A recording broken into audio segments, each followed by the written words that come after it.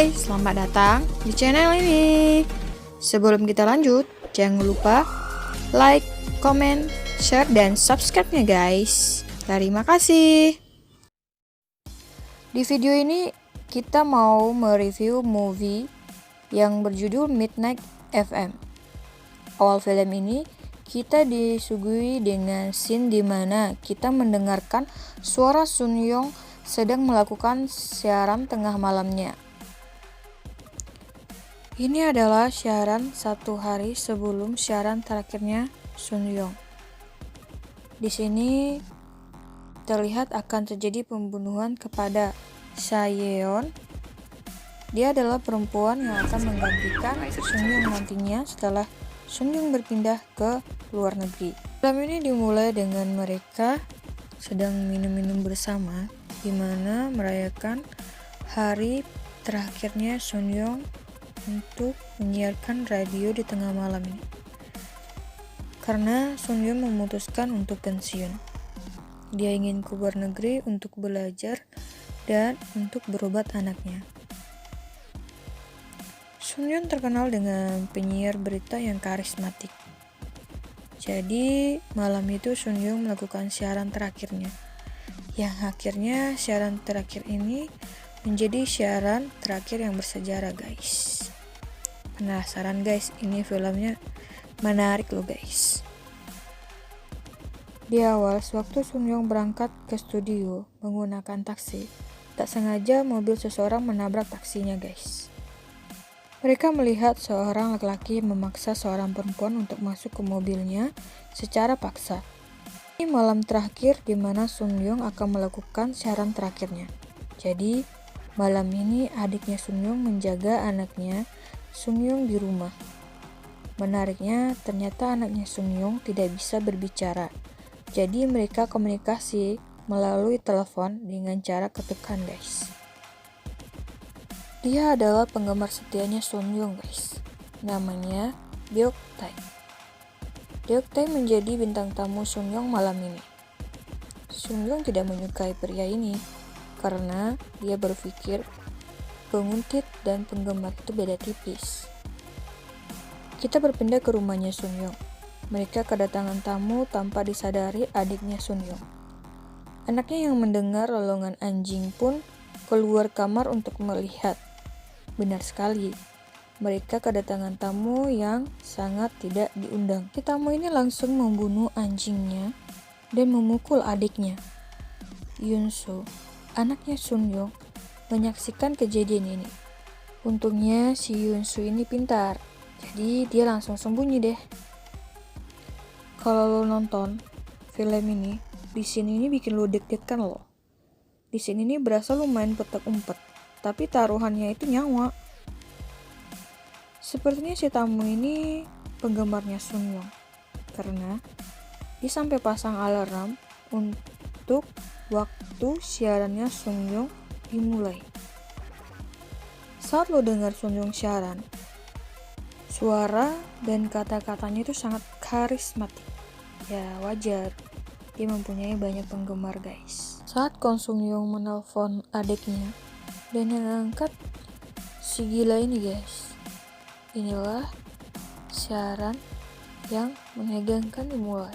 Oh ya, nama laki-laki gila ini namanya tuh Han Dong Sun. Tiba-tiba ada SMS yang masuk kepada Kong Sun Young. Ini SMS dari Han Dong Sun. Ini cuma hanya SMS biasa SMS romantis guys. Si gila ini mengancam dan menyandra adiknya. Dan dia memaksa Ko Young Sung harus memutar list lagu yang telah dia kirim lewat fax. Ko Young Sung belum percaya, lalu dia menghubungi polisi untuk mengecek apartemennya. Lalu scene berpindah di mana awal mula film ini dimulai guys. Di mana temuan mayat Cha Yeon yang sedang diselidiki oleh polisi. Polisi mencurigai kalau ini adalah perbuatan pembunuhan berantai. Tapi biasanya pembunuh berantai ini hanya menargetkan para pelacur dan para germonya. Dan lain dengan korban yang sekarang ini ternyata adalah seorang penyiar radio. Oke. Kita balik ke rumahnya Kwon Yun-sung. Datanglah polisi ke rumahnya Kwon Sung-young untuk mengecek.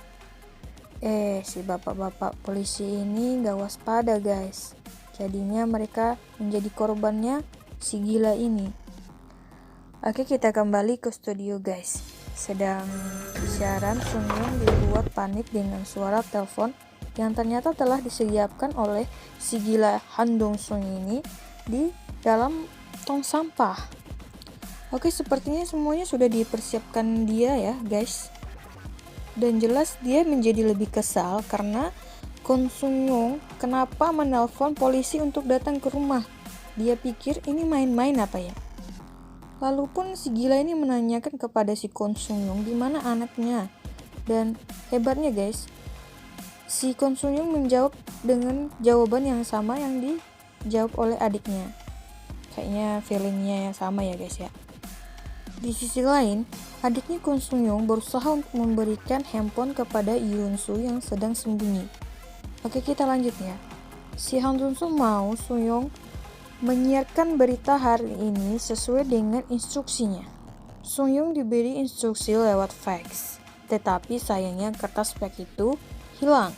Jadi membuat Sung-young harus berpikir keras clue-clue yang diberikan oleh si gila ini untuk lagu-lagu nextnya. Di sini terlihat Sung-young berusaha untuk mencari data-data yang telah berlalu, yang telah lalu-lalu untuk diputar lagunya guys. Nah, disinilah peran Deok Tae yang sebagai penggemarnya Sung-young berusaha untuk membantu, tetapi masih ditolak oleh Kwon Sung-young. Yang namanya penggemar Deok Tae sangat mengingat semua tentang Kwon Sung-young guys. Kwon Sung-young mulai panik dan merasa gugup. Gimana tidak, dengan situasi seperti ini, siapa yang tidak gugup? Ternyata lagunya salah. Oh my god. Akibatnya adiknya Kwon Sung-young mendapatkan hukuman dengan memotong jari kakinya. Gila, sadis bener. Kwon Sung-young diancam supaya tidak memberitahu ke rekan-rekan yang lain apa yang terjadi. Jadinya rekan-rekannya bertanya-tanya sedang apa yang terjadi.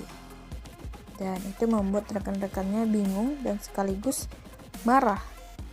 Oke, kali ini clue-nya adalah kata-kata yang diucapkan oleh Kwon Sung-young sewaktu itu. Waduh, manalah ingat bu, pak. Itu sudah lama banget. Nah, disinilah perannya Daik-tae, penggemarnya Kwon Sung-young. Daik-tae mengingatnya guys. Gila, keren ya emang ya.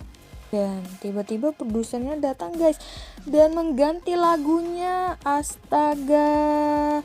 Dan membuat Kwon Sung-young itu menjadi lemah guys. Lemas jadinya. Tahu nggak apa yang terjadi guys? Si gila Han Dong-sung itu membunuh adiknya. Ya ampun. Ini penggemar apa psikopat gila ya. Dan setelah kejadian itu Kwon Sung-young pun pingsan. Barulah rekan-rekannya tahu apa yang terjadi sama si Kwon Sung-young ini. Lalu si Kwon Sung-young mempunyai ide untuk melakukan siaran dengan mobil. Sambil jalan ke rumahnya, Kwon Sung-young melakukan siaran. Kita balik ke rumahnya Kwon Sung-young, di mana di rumahnya Yoon-soo berusaha untuk sembunyi, tapi akhirnya Kwon Sung-young sendirian keceplosan ngomong kepada si gila Hang Dong tentang anak-anak yang di rumah. Ya ampun. Jadi mulailah si gila Hang untuk mencari Yoon-soo yang bersembunyi. Sejadilah petak umpet lagi guys. Tapi akhirnya si Yoon-soo berhasil lari keluar rumah. Hampir aja Yoon-soo ini lolos guys. Tapi ketangkap lagi sama si gila Hang ini. Di sini Deok-tae membantu guys. Di sini si gila Hang menjadi lebih marah karena Kwon Sung-young berbohong kepadanya karena dia keluar dari studionya. Dan dia pun berancam akan membunuh anaknya Kwon Sung-young sekarang. Setelah kejadian ini, di rumahnya Kwon Sung-young ini menjadi lebih ramai karena banyak wartawan yang datang setelah tahu kejadian ini. Oke, gue mau bahas sedikit tentang si gila ini. Jadi guys, si gila atas penguntit ini gue bilang namanya itu Han Dong-sun. Jadi 4 tahun lalu dia dipenjara karena percobaan pembunuhan. Jadi selama penyelidikan dia diagnosis schizophrenia. Coba deh lo Google apa artinya. Dan dia masuk ke rumah sakit jiwa selama 3 tahun. Jadi dia ini termotivasi dan percaya dengan kata-katanya yang disuarakan oleh Sun Yung, sehingga dia melakukan semua yang dikatakan oleh Sun Yung di siarannya ini. Jadi si Han ini beranggap kalau dirinya ini adalah seorang pahlawan. Jadi dia ini mulai kesal guys karena Sun Yung mulai berubah kata-katanya. Ini setelah Sun Yung siaran, yang dimana Sun Yung mengatakan, "Saya tidak ingin melihat pembunuh psikopat, bahkan dalam film sekalipun." Itulah yang dikatakan Sun Yung yang membuatnya tidak terima. Lihatlah, dia bahkan membuat video sewaktu melakukan pembunuhan yang jalan ceritanya itu disesuaikan dengan jalan cerita yang disiarkan oleh Sun Yung. Jadi si Han ini butuh pengakuan dari Sun Yung kalau dia ini adalah pahlawan, karena si Han ini menganggap Sun Yung itu adalah mitranya, bukan sebagai pembunuh guys. Sun Yung pun menyadari itu, bagaimana caranya dia mengambil tindakan supaya si Han ini tidak membunuh anaknya. Jadi dia mengambil tindakan yang sedikit gila, di mana dia mengatakan dan mengakui kalau semua perbuatan Han gila ini itu benar adanya. Dia bilang dia adalah pahlawan. Sebenarnya ini juga trik Sun Yung supaya Han menghubunginya lagi. Ternyata Han bukanlah orang bodoh, tahu bahwa polisi sedang melacak posisinya, dan Sun Yung pun percaya kalau Han tidak akan membunuhnya karena Sun Yung selalu mengatakan tentang pahlawan. Gak mungkin seorang pahlawan membunuh anak yang tidak bersalah. Akhirnya mereka berangkat menuju posisi, tapi Han punya rencana lain ternyata. Untunglah produser Sun Yung selalu membantunya di studio agar dapat dia untuk melakukan siarannya sampai selesai. Dan Han sengaja membuat Sun Yung dalam posisi sulit guys. Singkat cerita, sampai akhirnya mereka di bawah jembatan. Ternyata disitulah Han meletakkan kedua anak-anaknya Sun Yung di sebuah tempat yang aku tahu itu kayaknya kulkas bekas gitu. Dan akhirnya Sun Yung itu menemukan mereka, tapi gagal untuk mengeluarkan mereka dari sana guys. Sampai akhirnya Kon Sun Yung pun tertangkap oleh Han, dan dia diikat di sebuah kursi oleh Han. Han pengen Kon Sun Yung untuk melanjutkan siarannya. Oke gini, lo ingat gak waktu si Kon Sun Yung ini mau berangkat ke studionya dan tiba-tiba mobilnya ditabrak oleh seseorang? Nah, ternyata si Kon Sun Yung ini mengatakan seperti ini. Katanya laki-laki ini ditangkap dan diikat oleh Han supaya Kon Sun Yung sendiri yang akan menembaknya, membunuhnya, atau anak-anaknya yang akan mati. Faktanya, laki-laki ini adalah kakak dari perempuan itu guys. Jadi laki-laki ini bilang kalau dia menjemput adiknya untuk menyuruh pulang. Dan sekarang si Sun Yung dipaksa untuk membunuh laki-laki ini. Tentu saja tetapi Sun Yung terpaksa karena Han selalu mengancam dengan anaknya lagi. Untunglah masih ada Daek-tae, di mana si Daek-tae inilah yang akhirnya menyelamatkan anaknya Kon Sun Yung. Jadi akhirnya si pria Daek-tae ini tertembak oleh si Han. Tapi untunglah polisi menyadari keberadaan mereka dari siaran yang dilakukan oleh Kon Sun Yung di lokasi itu. Akhirnya si laki-laki ini ditembak oleh si Han. Di sini ada perkelahian antara Sun Yung dengan Han. Akhirnya Han dikepung oleh para polisi, tetapi dia ditembak oleh Sun Yung akhirnya, tepat di kepalanya guys. Dan cerita berakhir.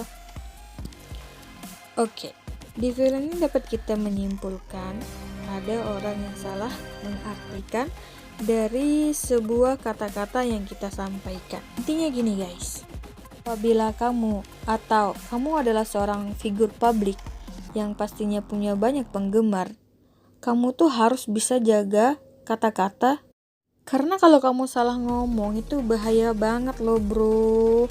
Nanti gimana kalau fansmu akhirnya ngikutin kata-kata kamu yang salah itu, dan jadinya nggak benar kan guys. Oke deh, sampai jumpa di next my video. See you, bye bye.